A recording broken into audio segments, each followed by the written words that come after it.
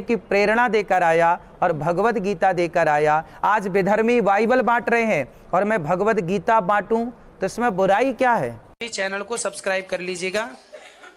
जो भी YouTube पर देख रहे हैं चैनल को सब्सक्राइब कर। सभी वैष्णव भक्तों को प्यार भरा राधे राधे। पहले आप इस वीडियो को पूरा फुल अंत तक देखिएगा, धैर्य के साथ इस वीडियो पे बने रहिएगा, तभी आप वीडियो को पूरा समझ पाइएगा।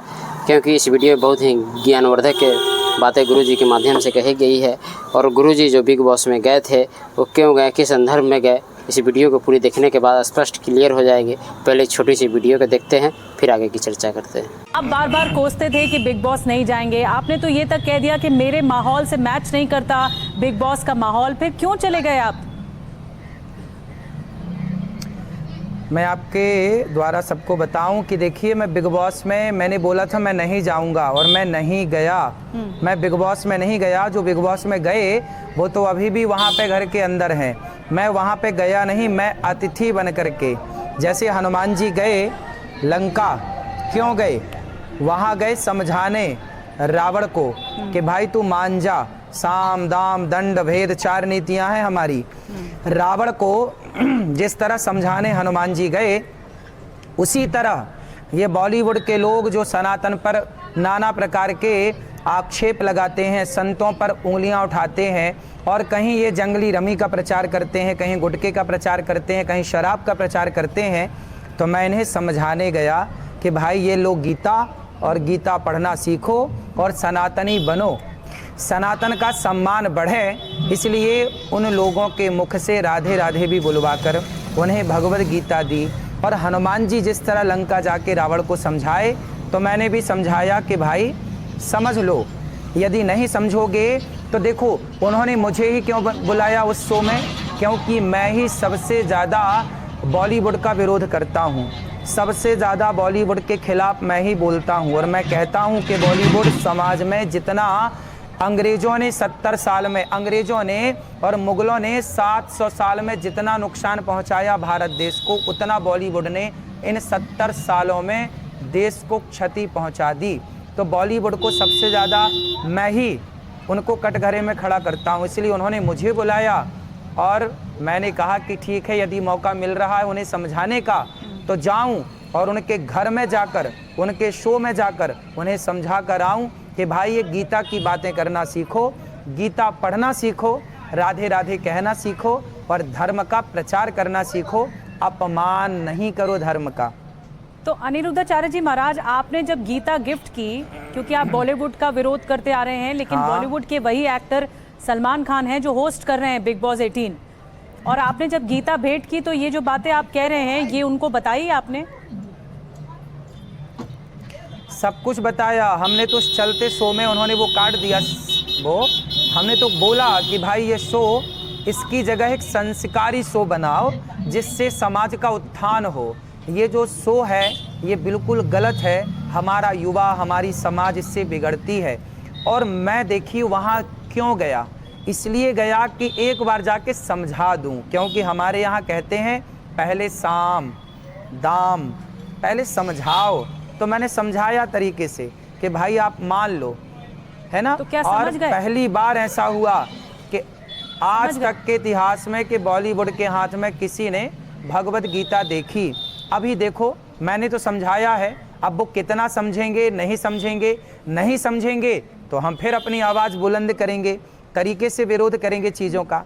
मेरा सवाल ये है कि फिर माफ़ी मांगने की नौबत क्यों आ गई? क्योंकि बॉलीवुड के कई ऐसे सितारे हैं जिनके घर में गणेश पूजन भी होता है, ईद भी मनाई जाती है, दुर्गा पूजन भी होता है, कई ऐसे सितारे हैं, तो उनसे ज़्यादा तो सेक्युलर नहीं है। फिर माफ़ी क्यों मांग ली आपने? ट्रोलर्स को देखते हुए आपने माफ़ी मांग ली, माफ़ी किस लिए मांगी? देखिए हमारा धर्म है कि हमारे जो अपने भारतवासी हैं, जो सनातनी हैं, यदि किसी को आहत हुआ है, किसी का हृदय कोई परेशान हुआ है तो क्षमा मांग लेना अच्छी बात है। क्षमा बड़न को चाहिए छोटन को उत्पात, का हरि को घट गयो जो भृगुमारी लात। तो क्षमा मांग लेना, झुक जाना कोई बड़ी बात नहीं है, झुक जाना अच्छी बात है। तो अच्छी जो बातें हैं वो मैं फॉलो करता हूँ।